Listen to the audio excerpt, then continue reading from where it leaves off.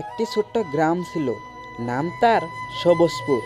চারদিকে সবুজ ধান ক্ষেত, পুকুরে নীল জল, আর সকালবেলায় পাখির কিচর মিচরে গ্রামটা যেন জেগে উঠত নতুন করে। এই গ্রামের মানুষগুলো ছিল খুব সহজ সরল ও পরস্পরের প্রতি সহানুভূতিশীল। সবুজপুরে থাকতো একটি কিশোর, নাম তার রিমন। রিমন খুব গরিব পরিবারের ছেলে হলেও তার মনটা ছিল খুব বড়।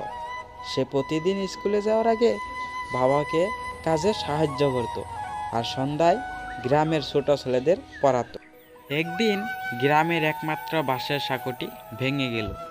এতে স্কুলে যাওয়া, বাজারে যাতায়াত সব কিছুই কঠিন হয়ে পড়ল। অনেকেই ভাবল এটা ঠিক করতে অনেক টাকা লাগবে। রিমন তখন গ্রামের সবাইকে এক জায়গায় ডেকে বলল, আমরা যদি সবাই একটু একটু সাহায্য করি তাহলে নিজেরাই সাঁকোটি বানাতে পারবো। তার কথা শুনে কেউ বাঁশ দিল, কেউ দড়ি আনলো, কেউ আবার নিজেই শ্রম দিল। কয়েকদিনের মধ্যেই নতুন সাঁকো তৈরি হয়ে গেল।